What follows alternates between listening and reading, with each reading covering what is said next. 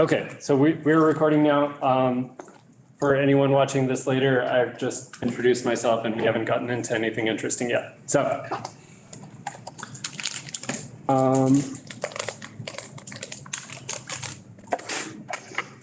okay, so I spoke about this a lot. Documentation is much better now, but there are still resources that I hope are useful.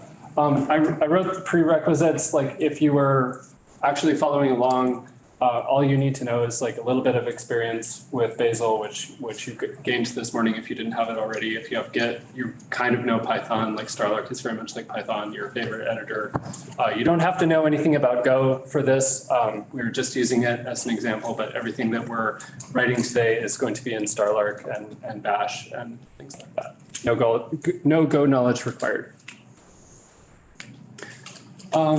We are absolutely not going to get through all of this, but we're going to start with some concepts. We're going to write a very small like Go binary rule. Like you saw Java binary this morning, you probably saw Go binary for the server. So we're going to write a rule that produces a Go executable. We're going to talk about libraries. We're going to talk about how rules can communicate with each other. We're going to talk about how to expose data files to whatever you build so that your tests can see like your test data. I hope we get as far as efficient execution because there are some things that you can do to make sure that your rules don't, step on each other and can be used with remote execution, which, by the way, I'm at Edgeflow, we do remote execution, so you should pay us lots of money and we'll make your build faster. Cool. So this is what a typical build file looks like. I'm going to review what Benjamin talked about this morning. So we have our load statement at the top. This is analogous to a Python import statement. So you're basically saying the name of a .bzl file. BZL files are for Bazel, but they're written in Starlark, which is this dialect of Python that we're using. So you give it a label, a Bazel label, and a list of symbols, in this case, just Go binary. And then those symbols are available for the rest of the file. You have Go binary, which is a rule. This is syntactically a function call in Python. As we'll see, it behaves a bit differently than a function call, but you have your rule that you're calling, and you have a list of arguments, which we call attributes. The sources and depths attributes here are labels. You'll see that the sources is just hello.go. There's no, since it's in the same directory and like same workspace, we don't need the / or the colon. We've left that out. For depths, you will see that. So depths, you have / util. This is at the root of our workspace in the util directory. It's abbreviated a little bit. And then you have like or Golang xnet HTML, which is our HTML package. That is in a separate workspace through an external dependency. We're not going to be talking about those too much today, but it's important to recognize the syntax. All of this together is a target. A target is something that you can build. Just to review the concepts again, workspace. We use a lot of terms interchangeably. You'll hear like workspace and repository kind of mean the same thing. It's like a project. Specifically, a workspace has a workspace file at the top of it, which is declaring all of the external dependencies and tool chains that you need. And then below that, you have a number of packages. Each package has a build file. Typically, you'll see one package in each directory. It's not necessarily always the case. Like you could theoretically have one build file for your entire workspace and like everything in that. Don't do that, it's a bad idea. Conventionally, one package per directory. Target, again, thing you can build. It has a list of attributes. It might have output files, it might not. Typically, it's a binary or something, it'll produce an executable, or it's a test, you can run a test. Label syntax, we talked a little bit about that earlier, so I'm gonna breeze past that. Please stop me if you have any questions. Any questions so far? All right, you guys know what you're doing already. So we've talked about rules. We haven't actually said what rules are. So Bazel has targets. It's something that you can build, but the way a target is defined is with something called a rule. And a rule is this Starlark code, and its job is to build this, this graph of actions and files. So the rule is some code. It's going to say, like, I am producing these files. It's going to declare the output files. And then it's going to tell Bazel, if you need this output file to exist, here is a command that you can run to produce it. And so it could be like a compiler command or linker command, or it could be a little shell script or what have you. So a rule, it's called more or less like a function. As we'll see in a little bit, the body of that function gets run much later in a different phase. I'm not going to overload you with like all the phases right now, but be aware that there is like a separate defining what the targets are and a separate like building out that file action graph. So the rule is what does that. It produces actions. You may also see the term macro. I wish this were not a glossary term, but you will see it around. A macro is merely a function. It is just a regular function. You call it, it does whatever the function does. So if you want, you can write BZL files anywhere and you can load them like I showed you before, and you can put functions in there and you can call them. And in a function like this, you can define a bunch of targets using rules, or you can call other functions and do whatever you want inside of a function. So if you don't, question. I am so sorry to interrupt. Please interrupt, I'm glad. I'd rather do it now than later when I'm too confused. I didn't quite understand the difference between a rule and an action. And so I was wondering if you could explain that again very briefly, please. So a rule is basically what we use to tell Bazel what the actions are going to be. And an action is a command.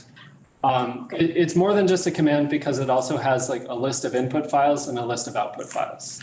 Okay. And so in that sense, I said this was a graph. I didn't actually explain how it was a graph. So like in graph theory, like we have a directed acyclic graph.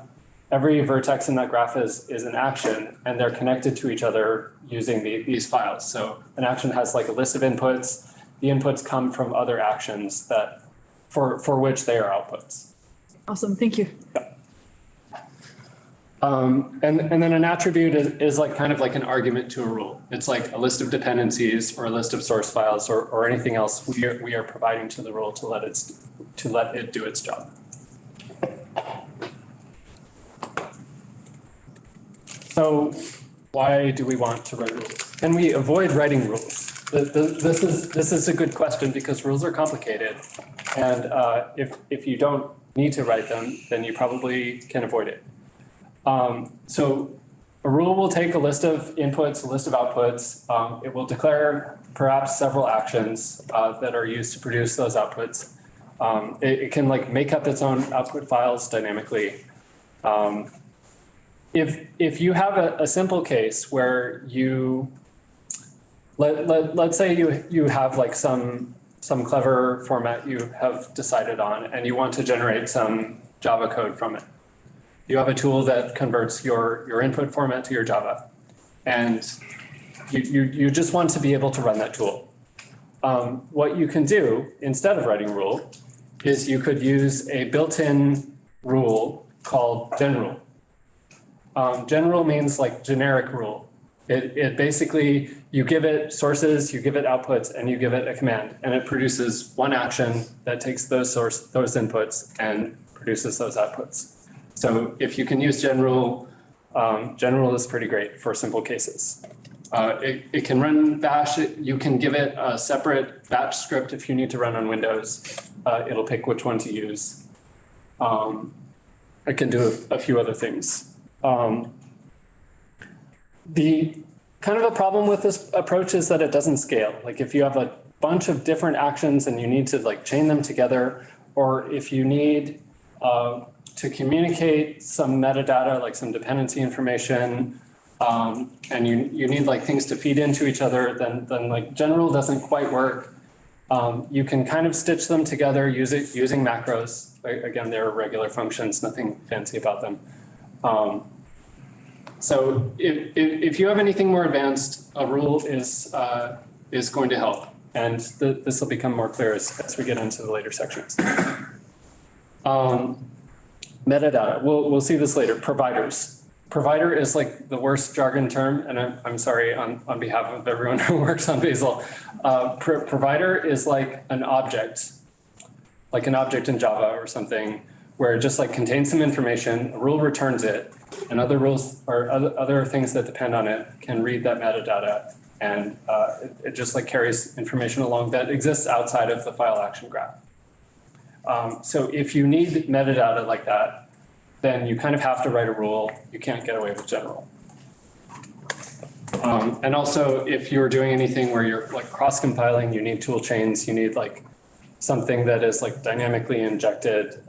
If you need to be aware of platforms, then you probably need rules. So in any of these like moderately advanced cases, this is what you're getting into. So we're going to start with a Go binary rule. It will not allow you to have any dependencies yet. It is just going to run the Go compiler and the Go linker.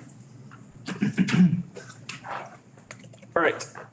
If you haven't seen the repository already, I'm going to go through this. I encourage you to like check out the code and look around, if not follow along. Each section in this presentation has its own branch. So I'm going to start on V1 and then we're going to go to V2 and V3 and so on. And there's also like the V1 branch is complete. The V1 exercise branch has code deleted and we're going to fill that in. And if you just want to see the solution, then like git diff will tell you. And we have some tests to make sure that we're on the right track. So I'm going to switch over to this now. Hang on, I know that's super tiny.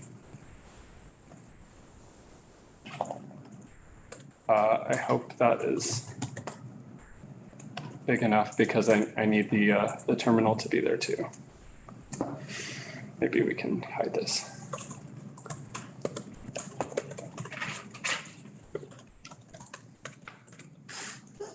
Okay, so we're on the V1 exercise branch now. I'm going to hide the terminal so that we can see as much of the code as we can. And I'm going to walk through this repository and like tell you about the structure of this. So starting with our workspace file, this is like logically the root of our project defines what our dependencies are. So the first statement in here is workspace. This is optional, but it's nice to give your workspace a name if anything else is going to depend on stuff in your workspace. When you saw those labels, there was like that at something / whatever. This is the name that comes after that at sign. This is where that gets defined. It'll also be defined by anyone like importing these rules into their own project. But this is how these rules think of themselves, like this is their name. The next statement, we're going to load a macro, a function, from a file within this workspace called deps.bazel. I'm going to make that a little bit larger. I'm sorry, this is like, feels like it's too large now. Okay. So we're just going to load that and call that. It is going to declare all of the external dependencies on other workspaces that this project needs. So let's go look at that file over here. This is deps.bazel. This is that Go rules dependencies. And we have one thing in here. This is declaring a dependency on something called Bazel skylib. Skylib is, you can think of it as like almost the Starlark standard library. Starlark has most of the things that Python has built into it, like it has strings and lists and stuff. It is missing like everything else. There's no like file IO. There's no like path handling or running anything. So Skylib is a set of utilities that you can pull into your own project. It has a lot of useful things. In particular, what we're going to use it for is quoting things so that they can be used in shells. We might have a file name with spaces in it, and in order to use that in a shell script, we need to put quotes around it. You'll see this maybe pattern. This is so that if we declare skylib multiple times because we have like some huge workspace file and multiple things depend on it, this makes sure that it only gets defined once. I'm going to gloss over a lot of the workspace stuff because tomorrow at BazelCon, they're going to talk about a new technology called Bazel Mod, BZL Mod. And I'm not familiar with the details, but I'm really hoping that it just completely replaces like all the stuff in workspace files, and we'll all have to learn something new, including myself, and it's going to be better than what we have. So stay tuned for that. So next is def.bazel. This is going to be the file with our rules that it's our public interface. So whenever someone like loads our rules in their build file, they're going to load this file. And I put almost nothing here. What this is doing is it's loading another internal BZL file, and it's loading Go binary. And when it loads it, it redeclares that symbol as _Go binary. And the reason for that is like when you load something into a Starlark file, that symbol is not defined in the scope of that file. It is like imported. And if you want to re-export that symbol to other files, you have to like, again, declare it like this. The reason we're having this like public-private split is we can have a bunch of internal stuff in our internal directory. We can rename things, we can move them around, we can refactor things without breaking anyone else. And we also we don't actually prevent people from depending on internal implementation details because you can still load things that are called internal. There's no special semantics for it, but buyer beware. If you import something in internal, you're probably going to be broken at some point. You may be asking why we have this split between def.bzl and deps.bzl. It's not important for this project later on, but let's say in def.bzl or anything that it transitively imports, you depend on one of those dependencies in deps.bzl. So I'll take that back. Actually, it is important because we are going to have something that needs something in Skylib. And if we had not already declared dependency in Skylib, then we wouldn't be able to do this. So that split is important. People have to load deps.bzl first, do the workspace stuff, and then they can use def. Does that make sense so far?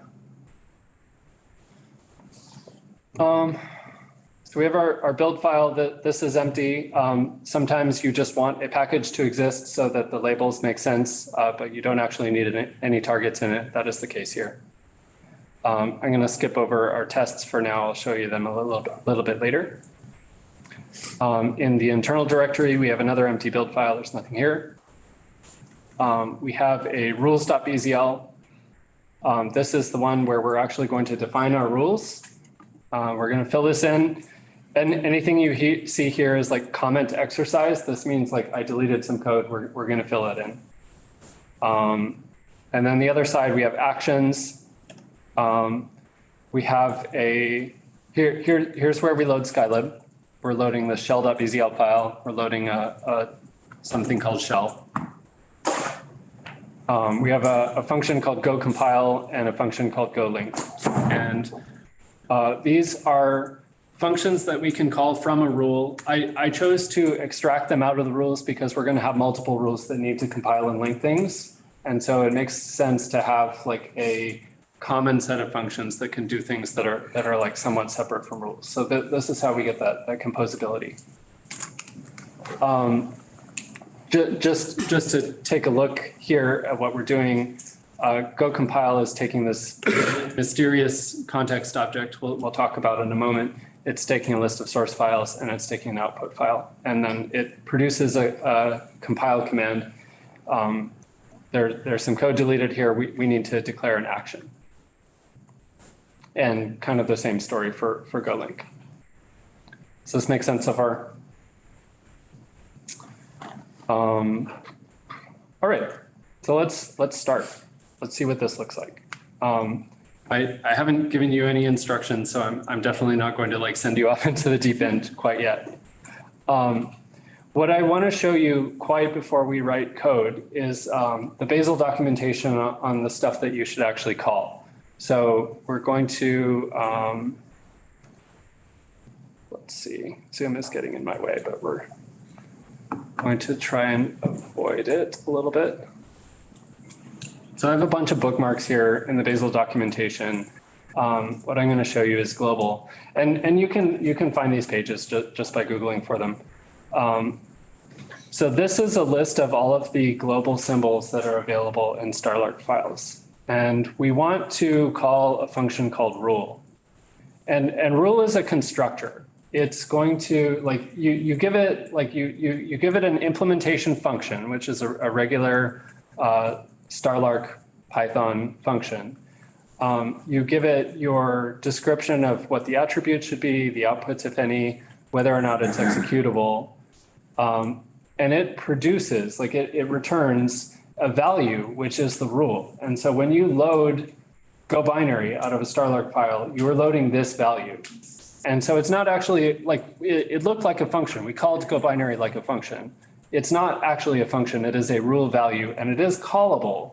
But when you call it, it's registering something inside Bazel that might get called later if we need to build those, build that target. So we're going to jump right into this now. For Go binary, we're going to call rule. And the first thing we need to do is give it an implementation. So we're going to give it this Go binary impl. This is this function defined up here. We'll fill that in a second. The second thing, we'll give it a list of attributes. This is a dictionary. For now, we're just going to give it a list of sources. It's a label list. I know this is going to go by fast. It's all in the Bazel documentation, I promise. Jay, is this going to be shared? What? The question from the audience was, is this The slides? The slides, yeah. Yes, I'm going to post the slides on the website like at the end of today. So if you want to follow along, like this is not just going to like disappear forever.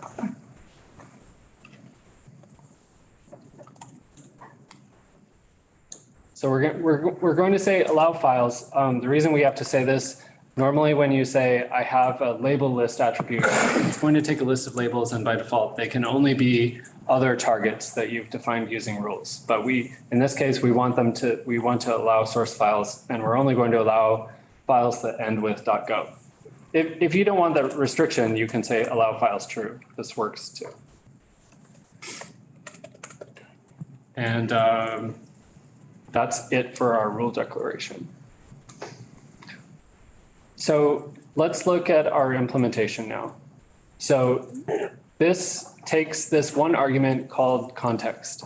And context is our interface with Bazel. It's what lets us declare output files and declare actions. It gives us a bunch of stuff. It's this like special object. So what we need to do with this, first of all, we need something to compile our sources into. So we're going to declare an output file for that. We're going to call this main archive. And we'll call context.actions.run. And let's, I can never remember the argument name, so we're going to look that up. So Bazel context. I just have this bookmark folder. I refer to these all the time. If you're writing rules, you may want to do the same just for quick reference, so you can pull that up really easily. So context has a bunch of different members. You can do actions, which is what I'm doing, but you can also like get at your list of attributes, like all of your inputs. You can find out like, hey, what is the path of the build file you might want to know. Context.files, these are like flat lists of files. We're going to use that in a second, definitely. If you want the rule to know what its name is, context.label will tell you that. There's a bunch of useful stuff in here. So for actions specifically, this returns an actions object, and we're going to look at actions next. So I don't know why you would call do nothing, but you can do, oh, just realized this is also serious. What? I was just gonna tell you to do that. Yeah, sorry. So what we're going to do is we're going to call context actions run shell. So run shell lets you run a shell script. Actually, before we get to that, sorry. We need to declare an output file. Declare file is what we're going to care about. So this, you give it a file name, it produces this output file that's going to be part of that file action graph. So we need to do that first.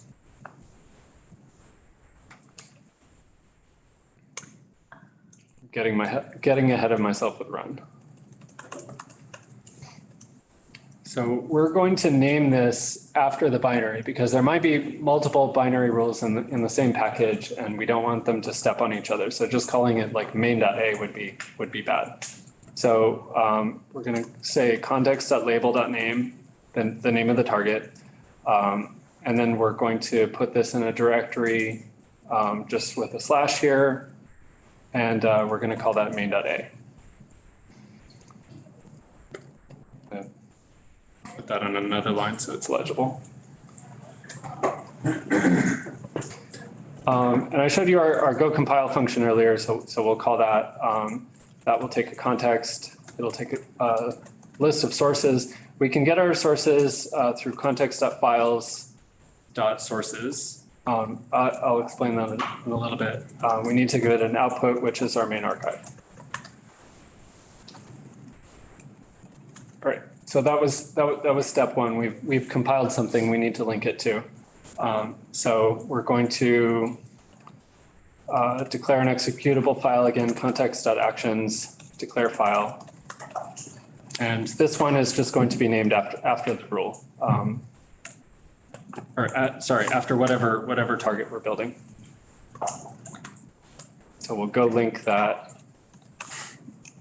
I have to remember what my arguments were called because I forget over here as well. Not just the Bazel API, I can't remember this stuff. So out and main are the two things that we need.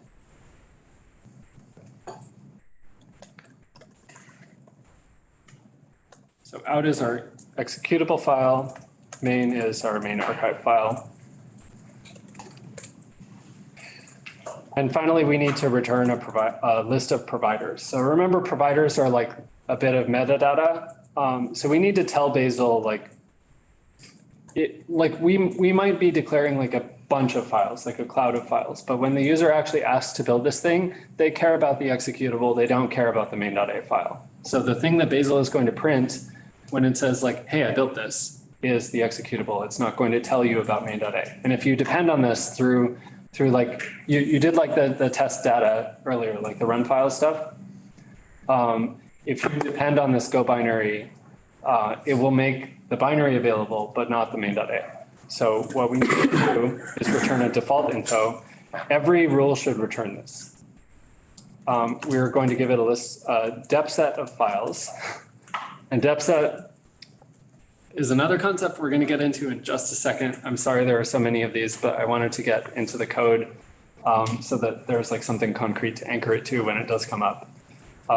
So this is going to be a set of files, and we're just going to put our exe there, and that's it. All right, we're almost ready, except we didn't quite define those actions yet, and we need to do that now. So go compile. Again, you don't need to know anything about Go. I wrote the compile command up here already. So all we need to do is context.actions.run shell. We talked about that a moment ago. So let's see what we need to pass in there. Back one, run shell. Okay, so this takes a list of outputs. It takes a list of inputs. And there are a bunch of other things that we can give it, but the thing we really care about is the command. We also probably want to have like some clever name for this so that we can distinguish this action from other things in the output and in the logs. So inputs for compile, we had the sources. This is our list of files. Our outputs, we just have one. It's our out. We need to wrap that in a list. Our command, It's just a couple lines above there. That's already done for us. This is just a string right here. And our mnemonic, we're going to call this go compile. And we're going to do almost the same thing for link. Context actions run shell. Inputs in this case is just that one main archive file. Outputs is out. Command is command. Mnemonic. Go link. All right. I hope that worked. Let's try it out. So I'm going to run Bazel test everything // ... And you'll see this shorthand, like anything with ... is going to expand to like any package that could possibly satisfy that. It looks like I broke something. We get to do some live debugging. One of the output patterns belonging to test hello and main.a. Okay. I know what's wrong. So the good thing about live debugging is you're going to run into a lot of problems when you write rules, and it's helpful to like kind of know like what you can and cannot do, because you're going to forget things. You're going to see the same problems again. It's good to have seen them at least once. So it's so what we did here, we declared an output file that is the target name /main.a. So let's say we have a Go binary named foo. So this is foo/main.a, and this will be a directory in wherever the target is defined. A little bit later, we declared an output file that is just like actually the name of the target. So we have a regular file named foo and a directory named foo, and guess what? They can't exist together. So the way we're going to resolve that is we're going to add just like a little suffix here to distinguish the directory of temp files that we created from the final output file. And so I think that will work. Let's see. Nope, something else is wrong. Oh, I don't have Go installed? That's too bad. But it is. Okay. Another thing that we can debug about this. So when you run anything with Bazel, Bazel tries to isolate the commands it runs inside actions as much as it can from the system. And the main reason that it does this is so that you don't accidentally depend on something that you haven't explicitly said you depend on. Because if you did, if you modify that thing and Bazel doesn't know that you depend on it, then it won't rebuild your target that depends on it. So you can end up in this situation where things are stale and they shouldn't be. It also isolates a lot of the things of your user environment, for example, your environment variables, from the actions, so that when one person on one machine builds something, they get the same thing as another person on another machine, even though they have Go installed in a different place. And so that's the problem here. I have Go installed on my machine, and I haven't told Bazel that I want to use the installed version of Go. So let's see if there's an argument to run shell that can help us do that. So we're going to go back up a step. Ooh, no. Yes.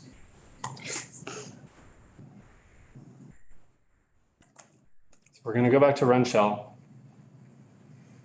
There's probably something in here. Use default shell environment.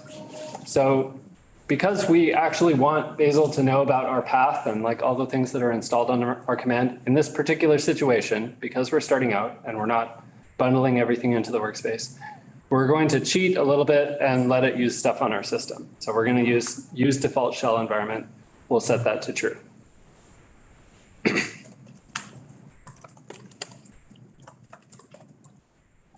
And we got to do that for both.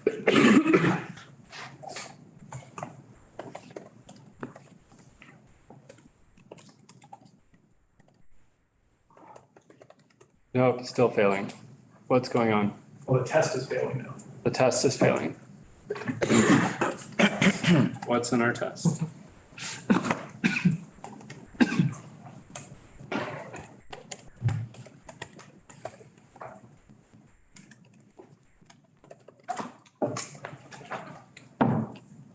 let's look in our test directory. We have a build file here. We have a Go binary named hello that we're attempting to build. And we also have a test named hello test, which I think is assuming some particular naming things about it. Let's see if we can build the binary itself.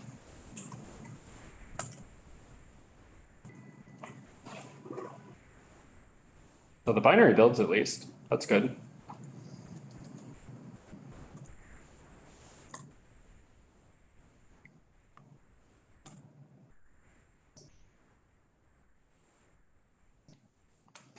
So this is supposed to run that program, which it gets as an argument. Oh, I know what's going on. Another problem is that we didn't actually say that the Go binary is executable. So we need to add that to our rule. So when you build an executable rule that produces something that can be run by other things, you need to say this is executable equals true. And by the way, if you're defining a test rule, you also need to tell Bazel that, hey, this is a test. So if I'm saying Bazel test things, Bazel test, by the way, like everything it matches, it will build things, but it only runs executables that are specifically marked as tests. So we're going to add this to our default info, which is our metadata here. Executable is that exe file. Maybe it'll work now. Hey, it worked. All right. So we're all good. For now. Let's switch back to our slides. Any questions so far? I know this is a lot to absorb. This is like, yeah.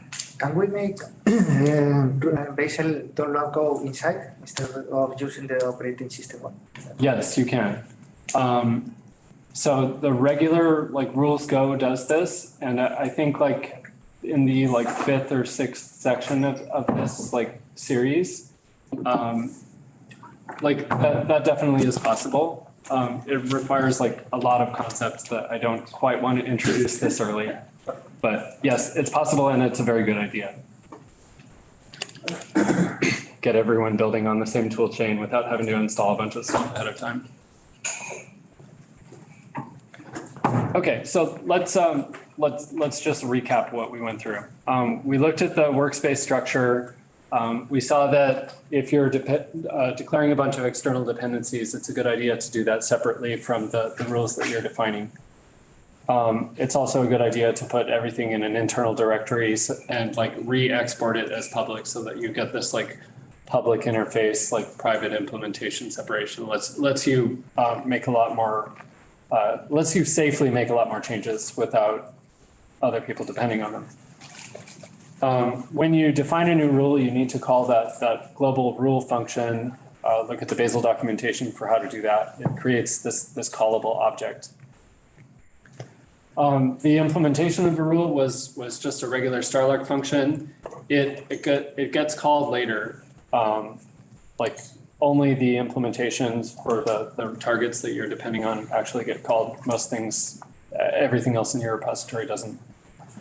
That rule implementation used a context object, which gives us access to most of the Bazel API, at least everything that rules are allowed to use.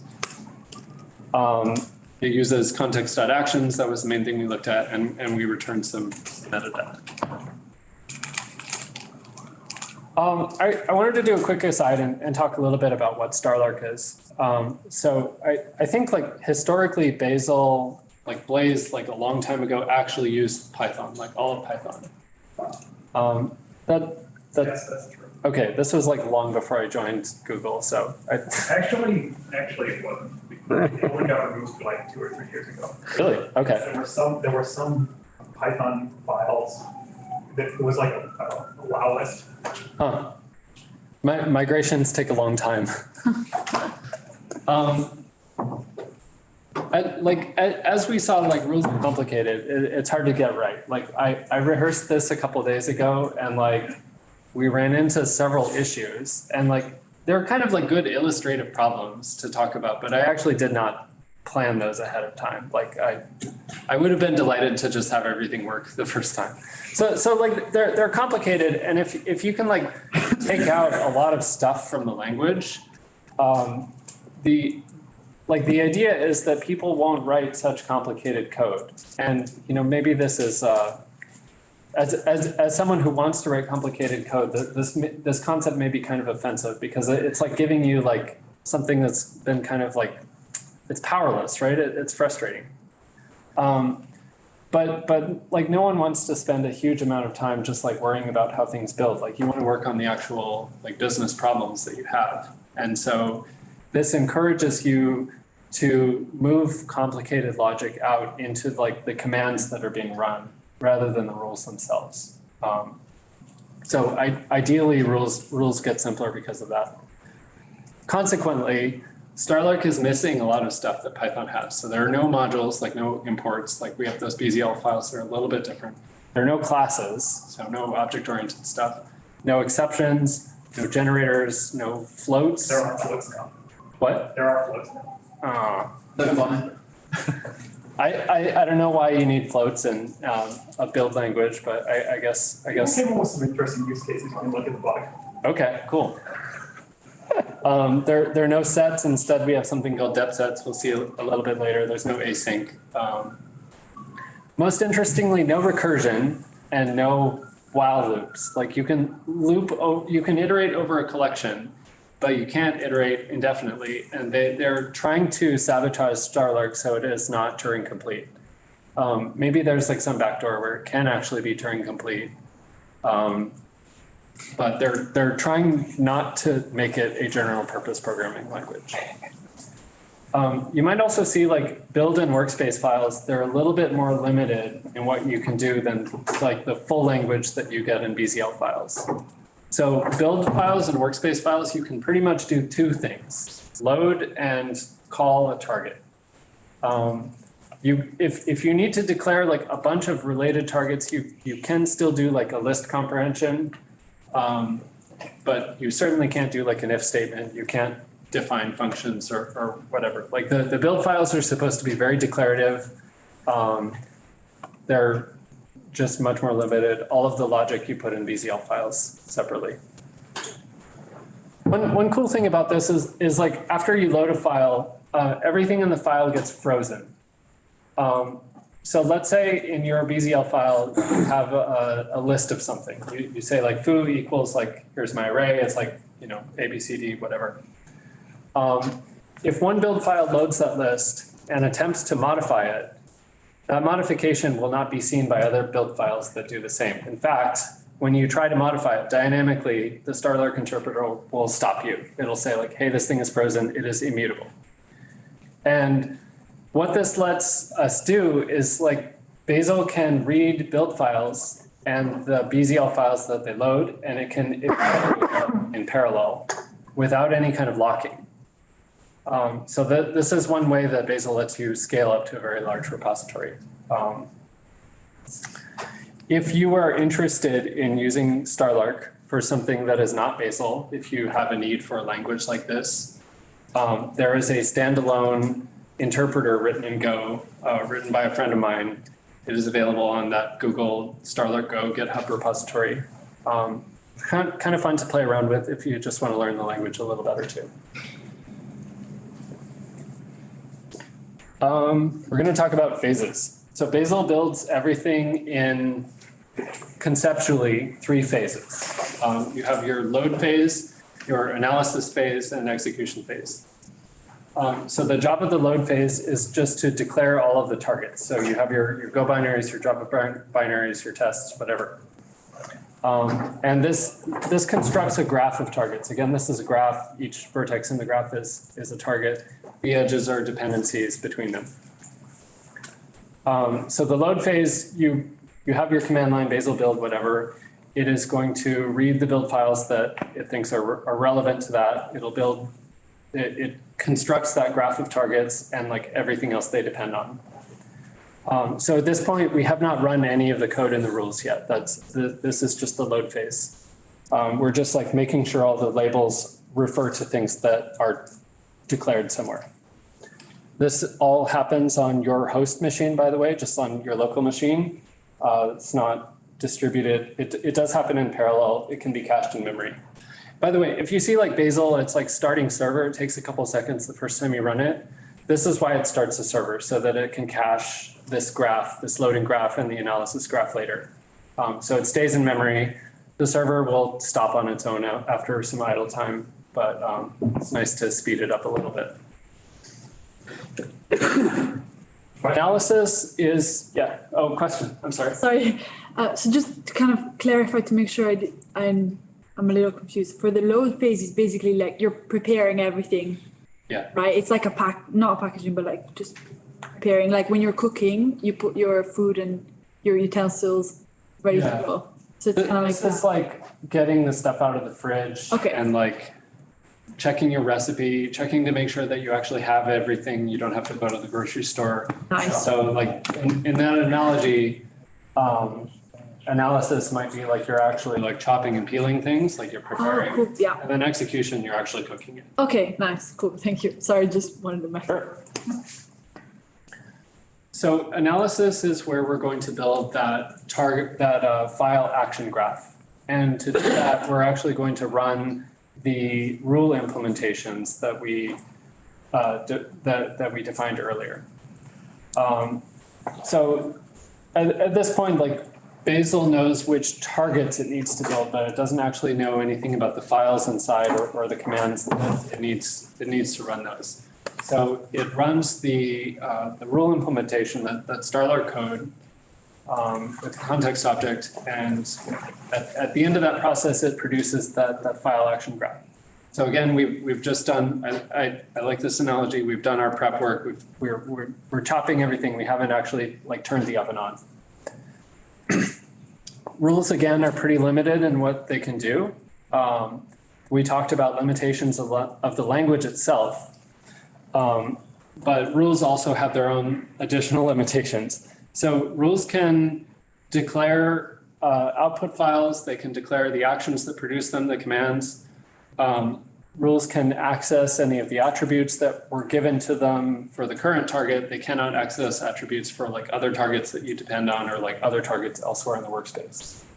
All the dependencies have to be explicit for that reason. Rules can access providers, that metadata, like default info we showed before. If you depend on a Go binary rule for some reason, you can read its default info and whatever else it provides. You can also return providers, and we'll show how to do that in a little bit. More importantly, rules cannot read or write any files. So rules cannot do their own I/O. They have to declare actions and commands to do that. Rules also cannot run commands directly. And once again, rules all, like the implementation all runs on the host machine, like anything like Starlark related runs on your own local machine in parallel, but still local. And the results of this are cached in memory, again, on the Bazel server. So we haven't actually executed anything yet, which we do in the execution phase, so named. This is, at this point, Bazel has that big graph of files and actions, and it can check like, hey, do I need this file? Do I have it? Is it if it's not, then I need to run the action that creates it. And so Bazel can run those actions in parallel. And this is the part where like Bazel really shines at what it can do. There are several different strategies for running an action. I'm sorry, this is a little bit small. Maybe I can zoom in. No, sorry. So by default, Bazel will try and run things in a sandbox. This means different things on different operating systems. On Linux, I believe it runs in a container. Benjamin, stop me if I'm wrong about any of this. Definition of a container, but yes, it's a very lightweight container. Okay. On Mac OS, I believe it uses like something that is it tries to use sandbox exec. Yeah. So there's something like built into the Darwin, like to the macOS kernel that like says like some system calls are okay, others are not. So Bazel uses the sandbox to prevent you from accessing files that you haven't explicitly told it that you're okay with it accessing. So that's sandbox mode. If you're debugging something, you can use this like spawn strategy flag to tell it to run actions in local mode. And this is just going to set up a temporary directory, build a list of symbolic links to the input files. And if you need to like to debug a command, you can just like actually walk into that directory and paste the command there and see whether it works or not. You may, yeah, question. Sorry. These different strategies, like, do we define them, or does Bazel define them automatically based on? You can select these on the command line. Okay. Mostly you don't have to worry about it too much, hopefully not. I believe you can also like pass arguments to context actions run to tell it like, I prefer that it's run this way. You can tell it stuff about the environment that it like, there are several ways to control it. Okay, awesome, thank you.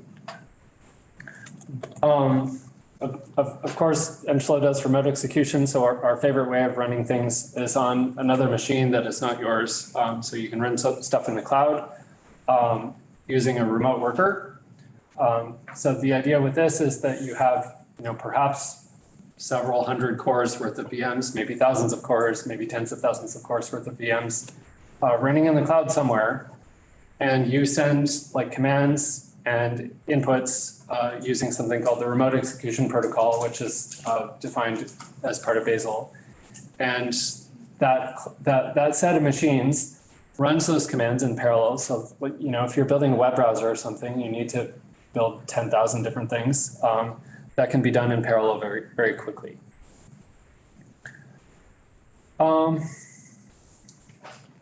So for this to work well, actions have to be deterministic. In particular, we want this property where an action, like a command within an action, only depends on the action's inputs. It doesn't depend on anything else. So like if any of the inputs change, the command is rerun and you will get the same outputs every time given the same inputs. So that is this determinism property. Actions should also be hermetic, which means they don't also depend on any other part of the outside world. In particular, like don't assume that you can reach out to the internet and like download a file inside of an action because that file may or may not be there. It may or may not be the same when you fetch it as when you fetch it before. So like try and keep actions self-contained. Bazel stores everything in a cache. The cache can either be on your local disk, or if you're using remote execution, you can also have a remote cache, which is shared by you and all of your coworkers. So the benefit there is that if someone else has built this big complicated binary earlier in the morning, then you can reuse that result and Bazel doesn't have to rebuild it because it's already in the cache. I should point out here, like the way that Bazel figures out if something needs to be rebuilt or not is if one of its inputs, SHA-256 sum, like cryptographic sum, has changed.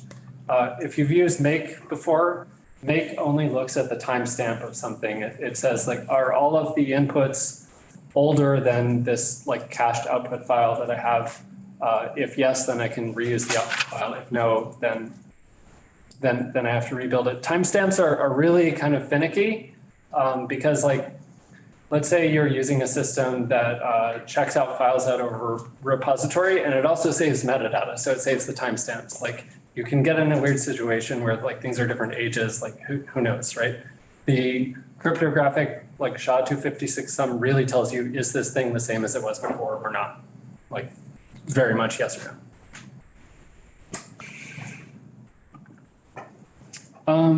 We talked about targets already. I also want to introduce like these two types. You'll see these two types of objects in Starlark.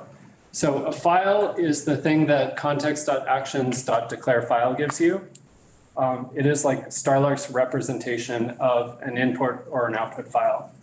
And of course, you can't actually read this file or write it directly, but you can learn its name, you can get its path, you can find its directory name, its extension, and so on. So that's useful for producing actions. There are a couple of different ways that you can access files. I'm going to see, can I make this bigger? Zoom in. Somehow when I press zoom in, it actually gets smaller. That's cool, right? The opposite should be true. Possibly. Fine. Well, Very intuitive. okay. I'm going to zoom back out and increase the font size. How about that? Now? Nothing is happening now. Yeah. Maybe you need to decrease the font size. And then it'll Just gonna reload the page. How about that?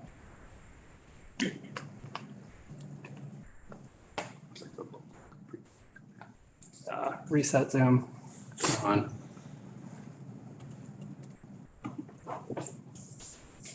Chrome is not helping me today. It's in the top right triple dots. Oh, is it? Okay. Scripts type instead of written. Apparently, according to this.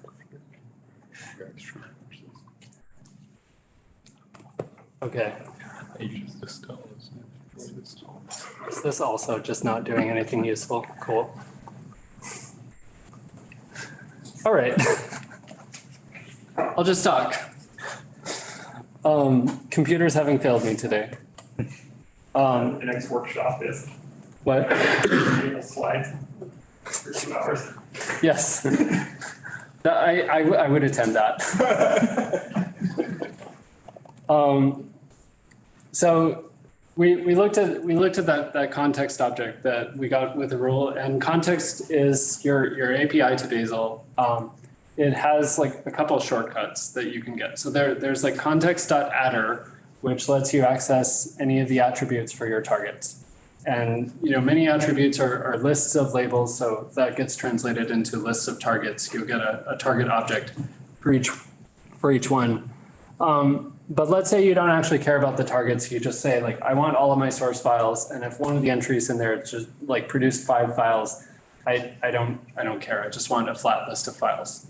So context.files will give you that. You can say like context.files.sources, which is what we used earlier.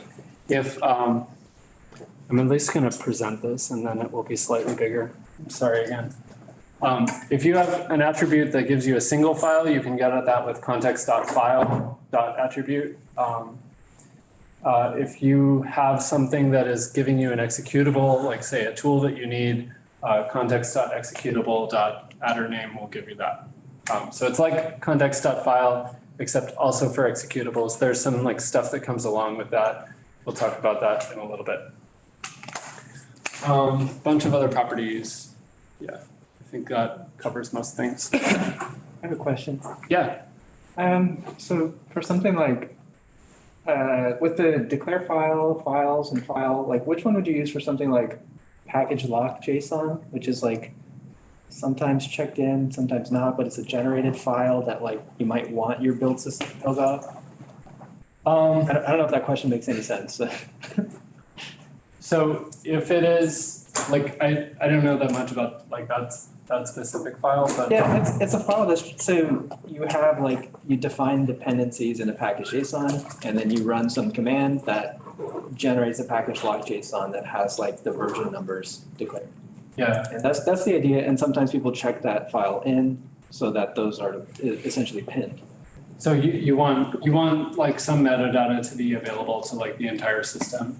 So for dependencies specifically, like you would do, like today you would do dependencies all in Workspace. And like Workspace lets you kind of attach different external workspaces, like maybe fetched from another place. So like what I would use today for that is some tool that reads your, this is outside Bazel, some tool that reads your package.lock.json and translates that into code that goes in Workspace. Tomorrow, when we talk about Bazel mod, I think it will do something else, so I don't know what that is yet. For like global information about a build, really, I think is what you're getting at. Like, say you have like a text file, which is a list of versions, and you want to like stamp binaries or something like that. there's something called a Workspace status command. And it's a shell script that you can run like as part of every Bazel command, and then returns like a list of keys and values that are available to rules, basically. It's kind of complicated and fiddly to use, but it is there if you need it. Look up Workspace status command. We'll tell you more. Cool, thanks. All right. So let's talk about libraries. We talked about Go binary earlier, and we also talked about general. So what we showed earlier is a prime example of something that could have been a general. This was like a very simple script. It just had like a set of inputs and really one output. There was like an intermediate file, but that doesn't really matter. So what we want to do is we wanted to be able to define a bunch of libraries, and they can all depend on each other, and possibly there are several binaries that can depend on them.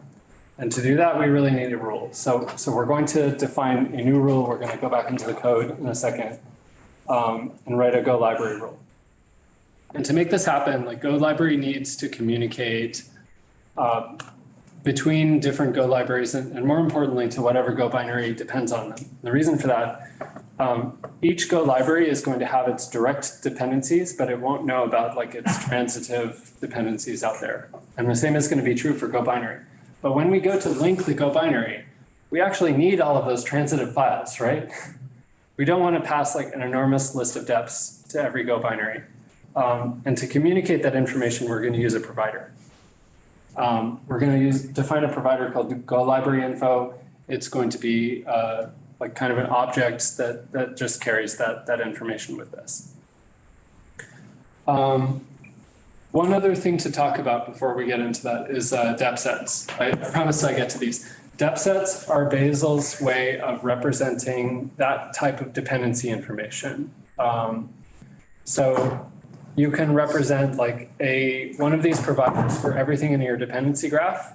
You can imagine like every time you build one of these, you add a few more to the end, like you copy it, you add a few more to the end. And like this is O of n squared, right? So it doesn't scale. It's going to be really slow. So depth set is a data structure that does this. I think I have here's a picture. I'm skipping ahead, but the idea is that each of these blocks is a depth set, and a depth set can depend on other depth sets. So you're building up this tree kind of incrementally. I'm going to come back to this in a moment after we get through the code, so that it kind of makes more sense in context. We'll talk about this more in a bit. All right, so if you're following along, we're going to switch to V2.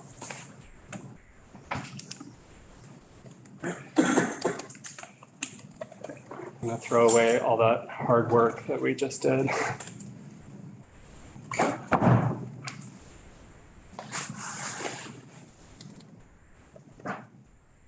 Okay. So we're going to start off in rules.bzl again. We've got our Go binary. We don't have to do anything new with this. The new thing down here is Go library. And this time, like Go library is already mostly written. We're just going to fill in a couple details. Oh, the problem is I'm on the V2 branch, which is the solutions and not the exercise. So Go binary, we need to write it.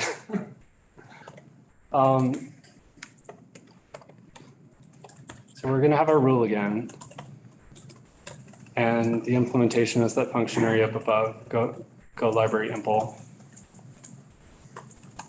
And we'll have our list of attributes again, sources. This is an adder.label list. Allow files once again.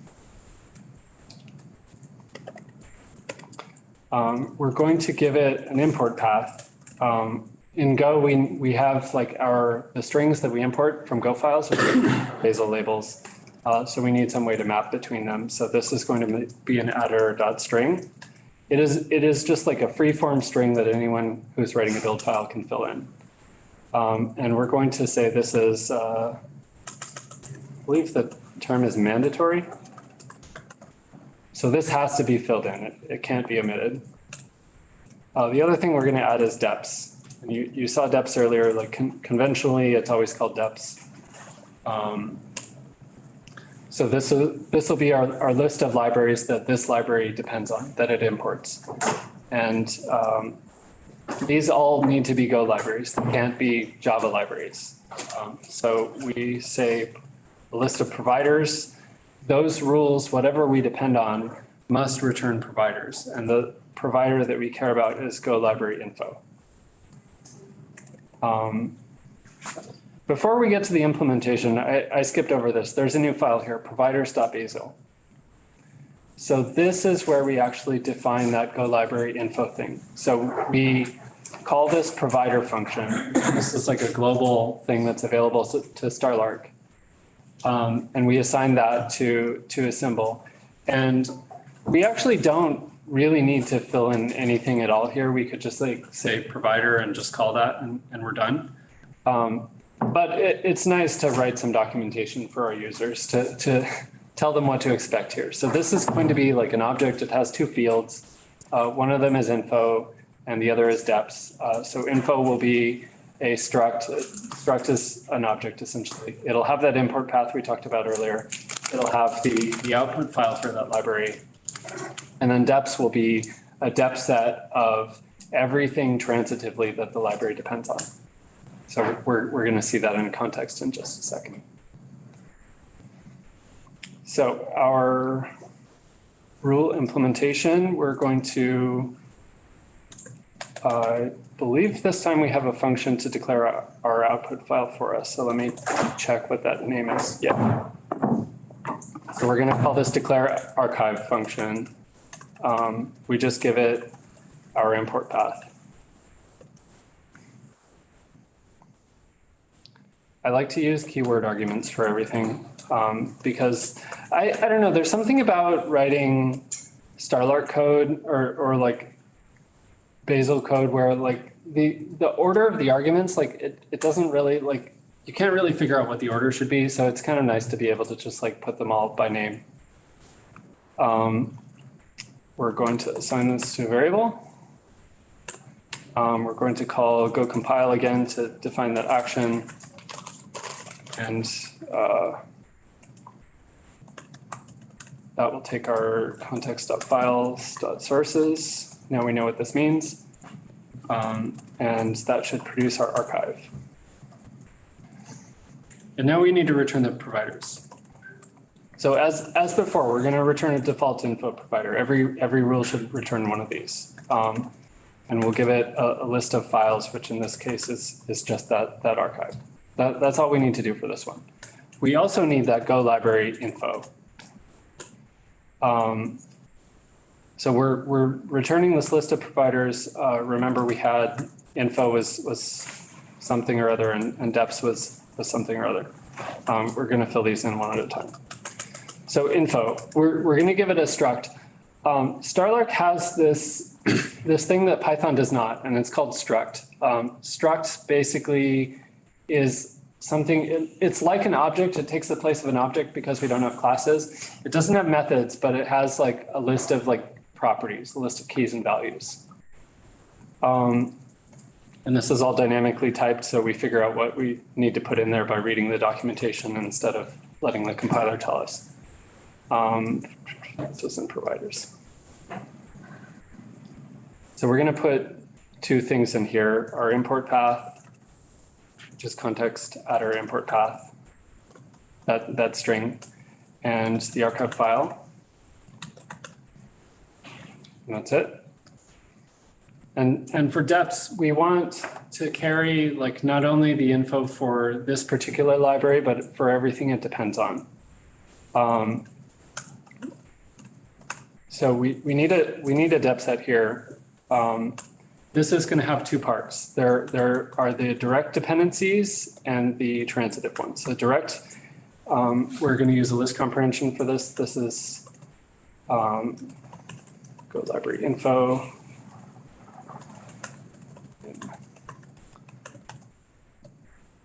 I'm going to type this out because I'm not going to get it right if I'm talking at the same time.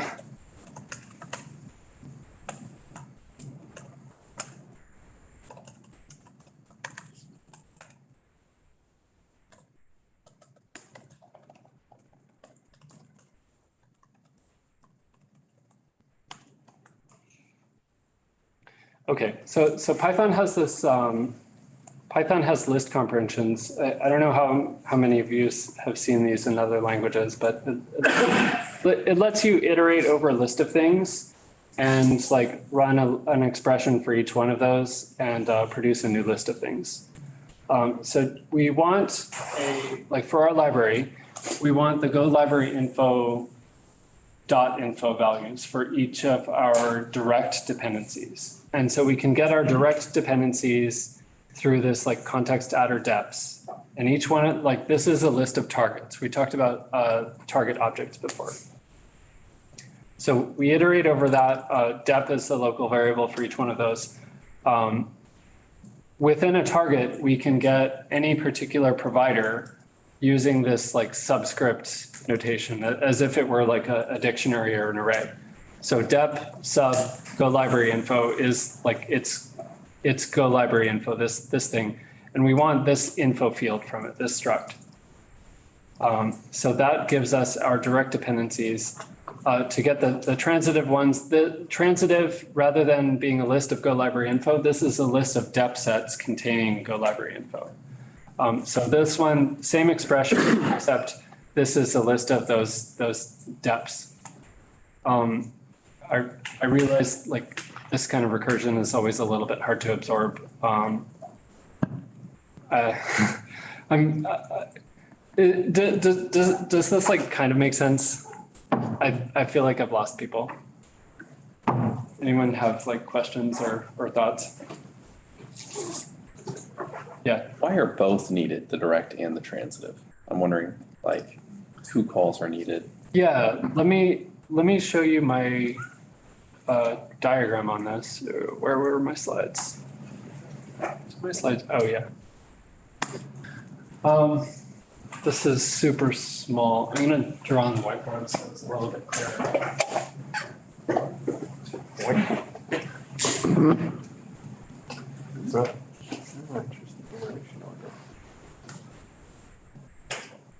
So this is a depth set block, and it has like two parts. One is direct,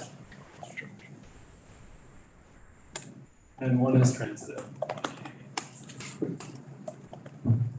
And so direct is like whatever the depth set, like this particular depth set contains. So let's say it's a depth set of strings.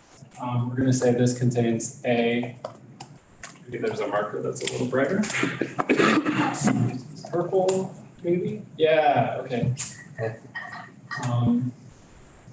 We have a B, we have a C. Again, like the reason we're using depth sets is that so that we can collect a bunch of these together. We can have like a graph of depth sets that matches our structure of dependency information. And we want to make sure that we build this in a way that is not O and squared. So we're not like copying everything into a new set and appending a couple things onto the end. So let's say we have another depth set that we can contain and another one down here. So the transitive set has pointers to other depth sets. So like this is our library down here, we return this one. This is another library, we return this one. And this is a library that depends on both of those. So we add our information that's specific to this library, and we collect these two other things that it depends on in the transitive set. And so eventually when we're linking our binary, Bazel needs to iterate over this entire thing and it needs to get out all of the strings. So like constructing these was really fast. We could do it in O(v) time. For Bazel to actually iterate over it, it's going to do this like tree traversal through these, and it's going to look at each of these elements. And as it goes, it will create like a hash set to make sure that it doesn't like emit any duplicates. This is a set after all.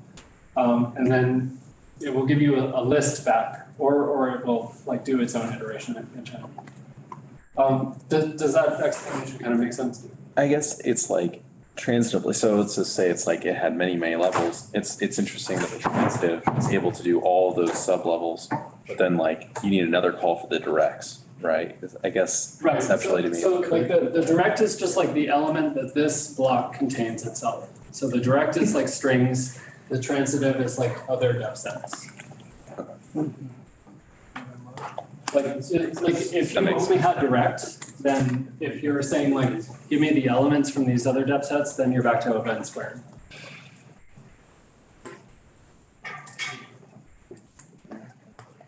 Gonna do a time check. We have about another half hour.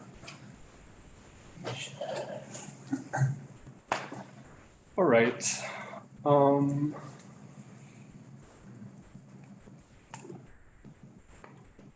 So actually, like, what do people feel like? Would it be better if I like continue walking through the code? Because like that was most of what we need to talk about for libraries. Like, would it be helpful, like code is better? Everyone feel that way?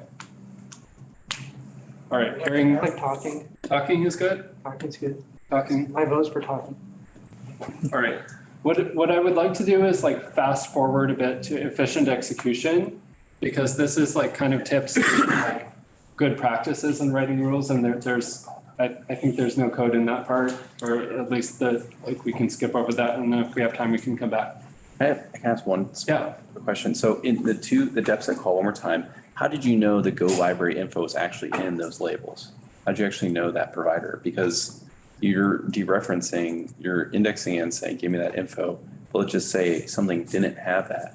Where are we asserting that that's true? Where are we asserting that Go library? Or is that just like gonna figure out nils or null values and just skip them? Right? So where we asserted that in our Go library. I didn't add that, sorry. Yeah. I missed that. So I missed one other part here, is that we can also say that this provides Go library info. And if we forget to return that from our own rule, then Bazel will say like, hey, you need this. So we don't have type checking, but we can get Bazel to tell us that those things are needed. Yeah, thank you. Slides, where are the slides? Debugging tips. Did you have a question? Oh, no. Okay. Bazel, like, okay, debugging is hard because we don't really know like when this code gets run, it's like the results get cached. It's kind of hard to figure out. By the way, if you do change like a rule implementation, that is considered kind of an input, and that will cause Bazel to like invalidate the actions that might be affected by those rules. If you're not sure like what something is doing and how to make it work, we are, we're all a little bit embarrassed to admit, but we do like this printf debugging all the time. So Bazel has this handy print function that you can call, and you just give it a string, and whenever it gets evaluated, you'll see this in the console output when you Bazel build something. It'll have this big like uppercase debug in front of it so that you can match for it.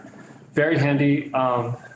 I use this all the time. You can use all of the like Starlark string formatting to attach whatever information the rule has with it. I mentioned a little bit about spawn strategies. So like you can do a local spawn strategy if like you find some input is missing, it's complaining about a missing input. Is it because like you forgot to declare something, or is it like not there at all, or you're referring to it with the wrong name? You can compare what Bazel does with a like sandboxed action or remote action compared to with just the no sandbox local option. And if the local works and the sandbox doesn't, it means that you have like some hidden dependency where you're like referring to something that hasn't been explicitly declared. That's another debugging tool. There's also this handy like -s flag. I think the full name for that is like -- subcommands. This causes Bazel to print out every action that it runs. So if you really think something should be working, you can get whatever Bazel actually ran, you can copy that command somewhere and like start debugging what is happening inside that action. Does that flag also print out where it's running in? Yes. It does. It's a debugging only failing action, so there's also verbose failures, right? Verbose failures, yeah, that's another good thing. -- verbose failures so that you don't get all of the many successful commands polluting the log. And it just putting out the path where it executes it in. in both cases, actually, with the dash and anti-host failures. But the problem is it will still delete the sandbox unless you also pass sandbox debug. Yes.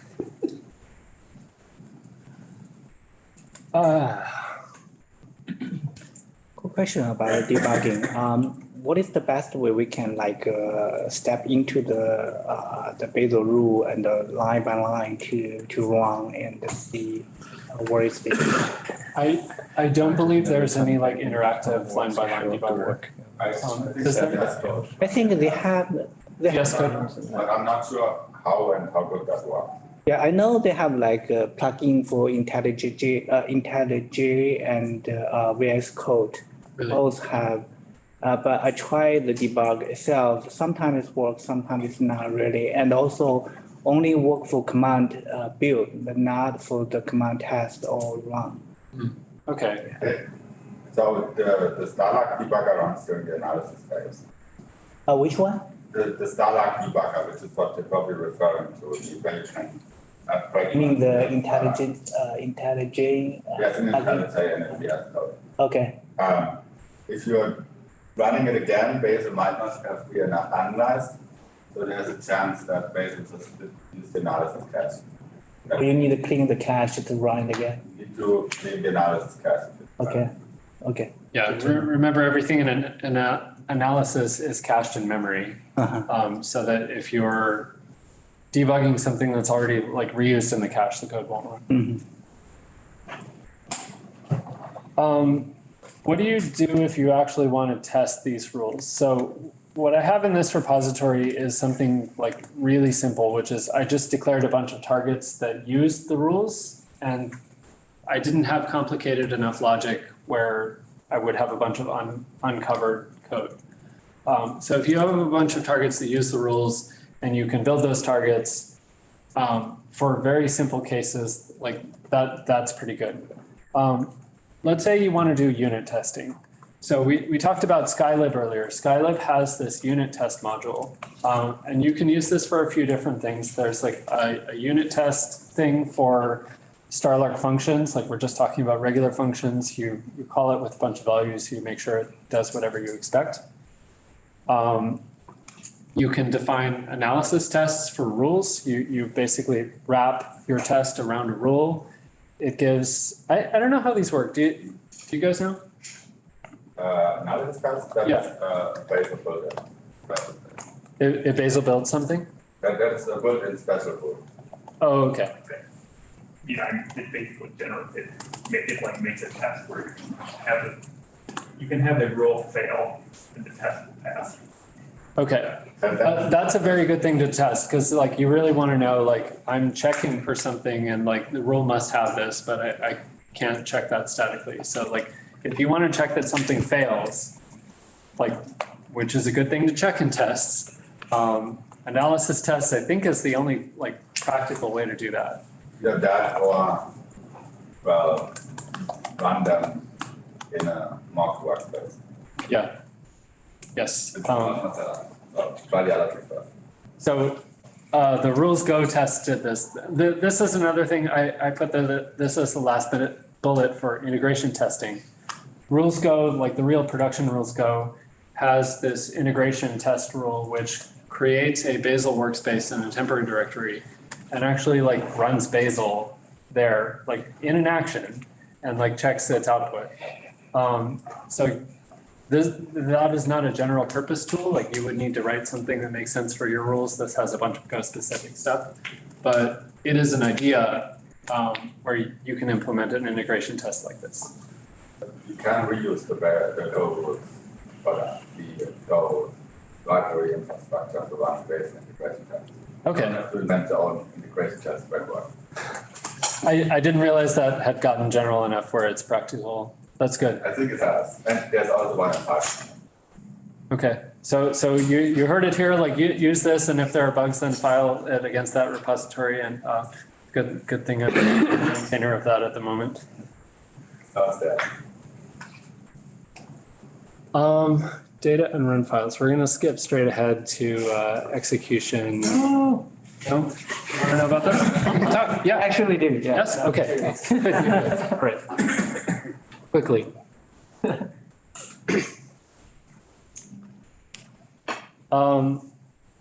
So we saw data attributes in the boot camp earlier. I don't know if everyone got to that stage, but you often have commands, tests perhaps that need files that are not directly used to build the test binary, but they could be like,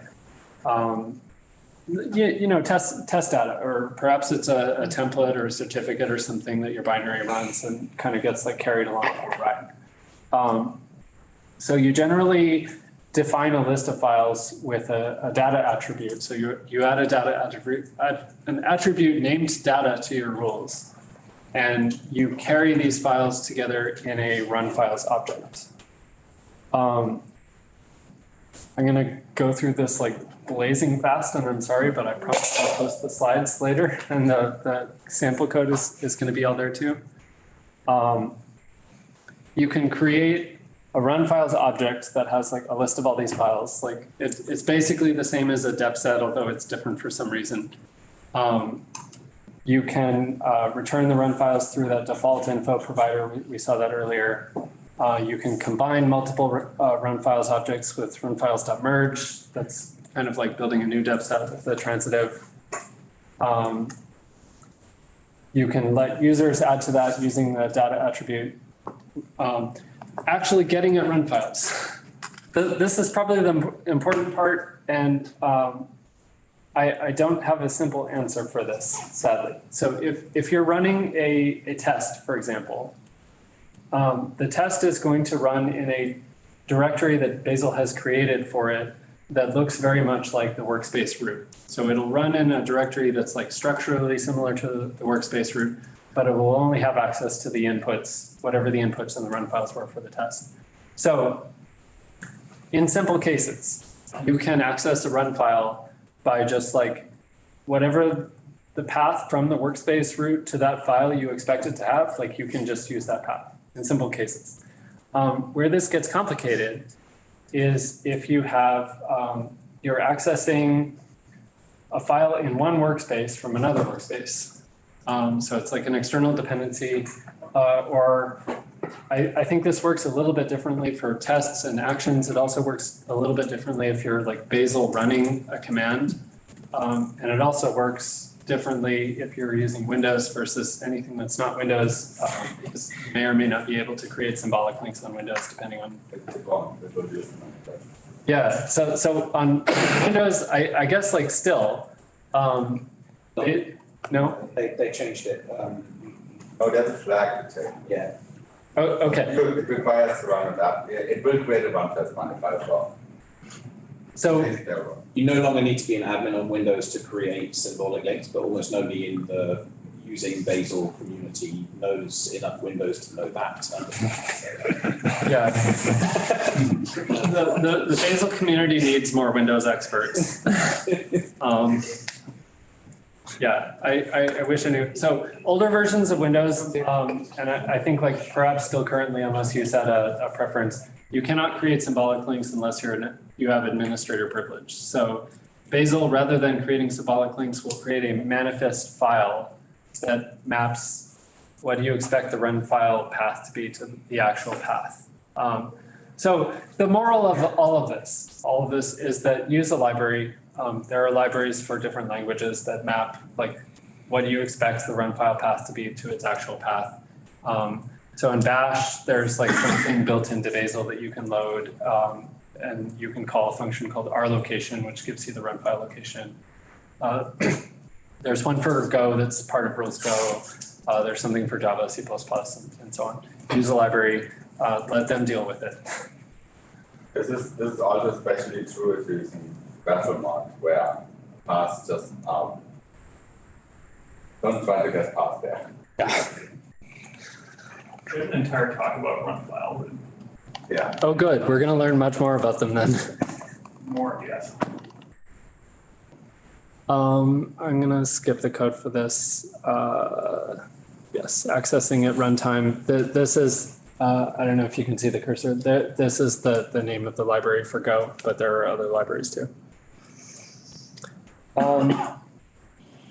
All right, efficient execution. We talked about how Starlark is very limited. You can't write that much code that really does anything at analysis time because it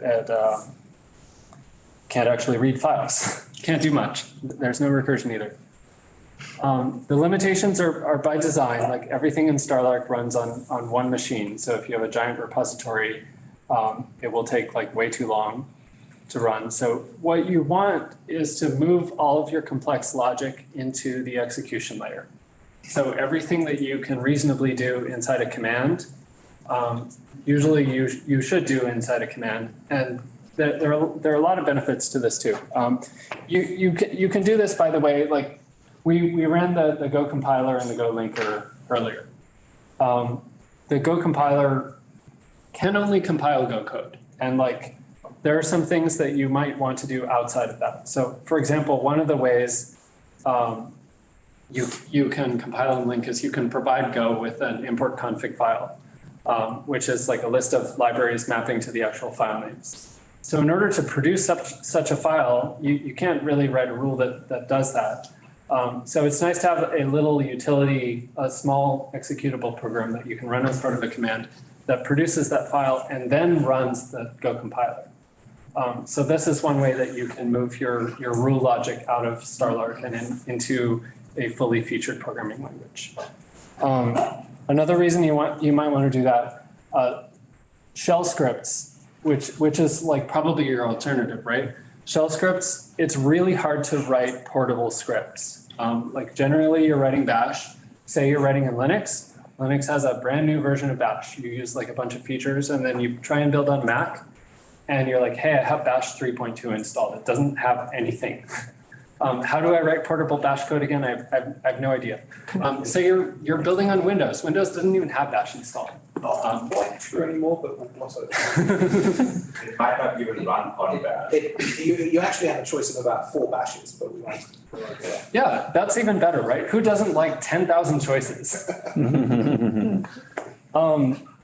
Yeah, shell scripts. I don't like them. Try and like use them for bootstrapping because you probably need a little bit of shell code, but like as minimal as possible.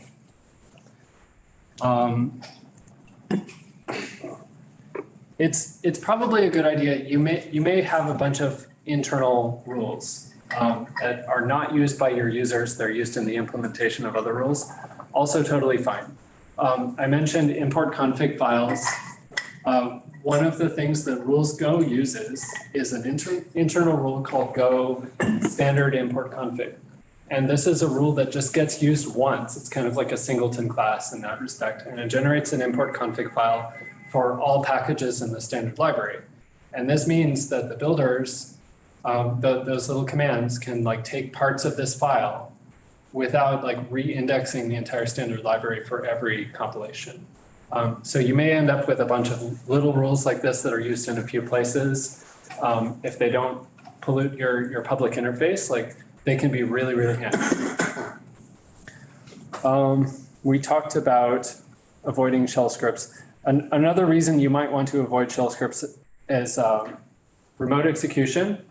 The more that you can like get stuff into your repository and not depending on your user's system, the better. Like the more likely it is that your build will run on more systems and more platforms. So we talked about hermetic actions, but also think about like making your entire build hermetic. Like, can you check in your tool chain or like have it be referenced in another repository?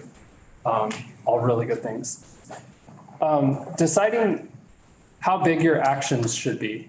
Every time you run an action remotely, you're sending a message to a server saying like, run this command. And by the way, before you do that, fetch all of these inputs.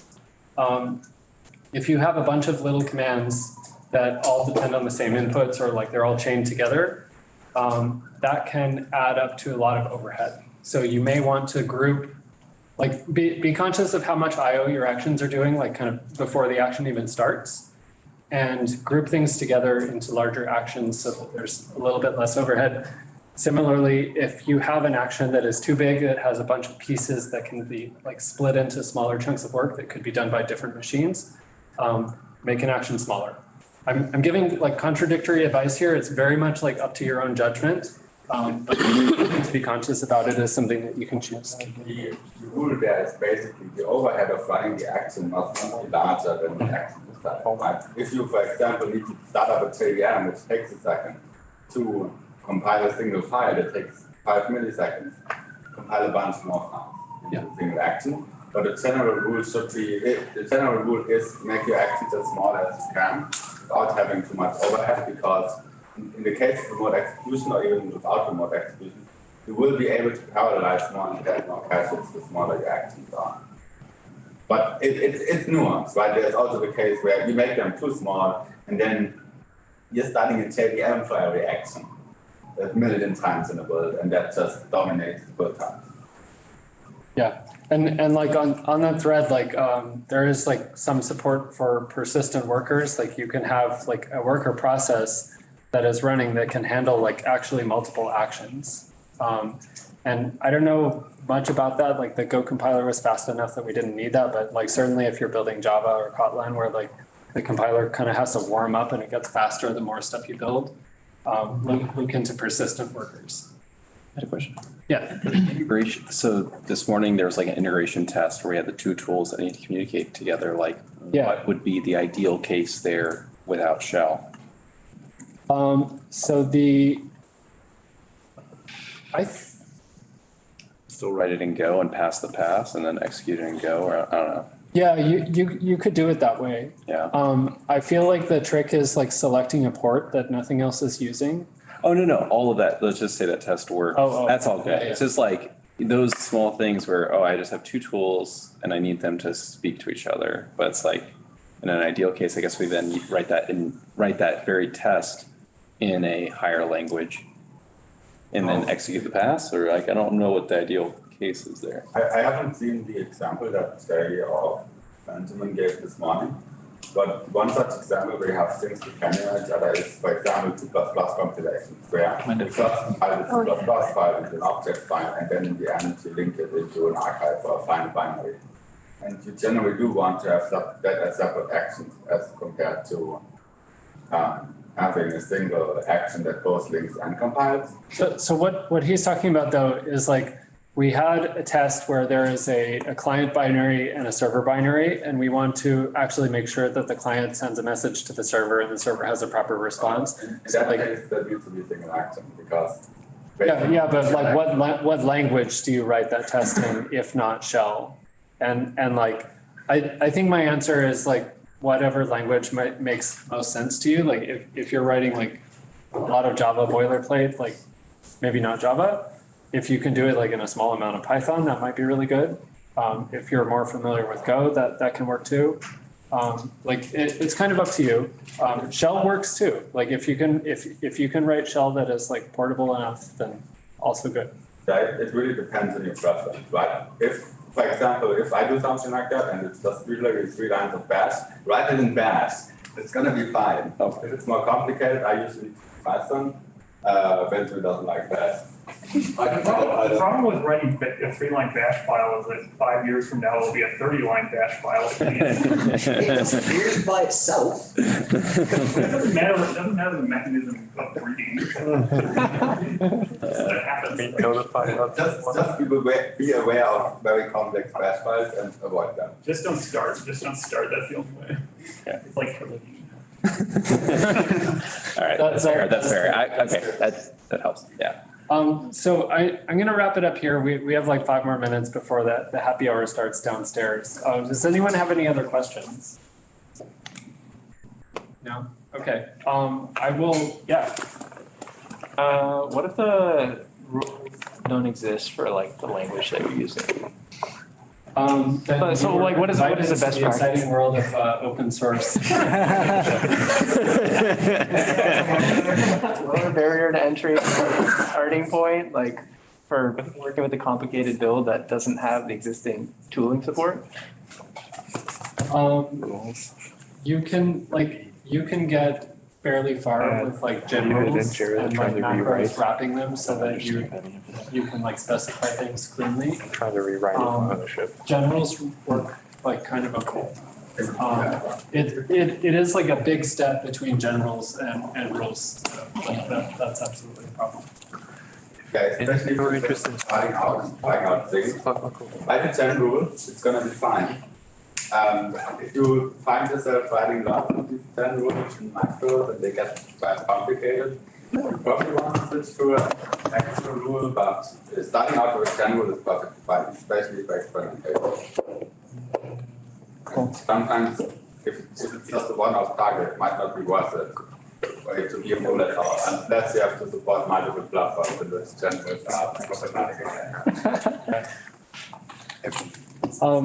There is pretty widespread support for like most popular programming languages. If you look on GitHub in the Bazel build organization, like most of them are there. Bazel has built-in Java, C++, Python, and Bash. Yes. I know they have like Go, Rust, Kotlin, Haskell, there are a bunch of others, right? Yeah, we're using Ruby, and there is an open source project for it, but it's not super well maintained at the moment, so it hasn't been working for my use case. So kind of like option really, like what do I do? And so I'll try the generals. Thank you. Yeah. I hope this is a useful resource. Like again, like I'm gonna post the recording and the slides and the example repo is already out there. I'll try to do that before the conference is over. At least the slides I'll have like in the next day or so. They'll be on this Bazel Community Day website. So like the website where you looked at like the Datadog address and saw the registration form and all that, they'll be there. Yeah. Okay. Question? Hi, sorry, I have a last question. Is there anywhere that's got like a community for people that are writing Bazel rules? Like. Oh, yeah. That's a wonderful question. Oh, thank you. There is a Bazel Slack. So if you search for Bazel Slack, you can get invited to that. There is a rules channel on that for anyone writing rules. That is a great place to ask questions. More importantly, there are different channels for every language. So if you're having trouble with Ruby, you can go there and ask questions of other users, like hopefully the maintainers are there too. I think they are, yes. Like fantastic place to ask general Bazel questions or about any particular topic. Well, thank you. I think they have a BazelCon channel too. So if you have like any questions about the conference itself or like want to meet up with people, like check that out. Okay, I didn't know about either of those, so thank you. Nice, yeah. Basically, I'm already on there. Can you please? questions, depending on If I could log in. your questions, it might take a while for someone to answer it, unfortunately. But yeah, definitely don't hesitate to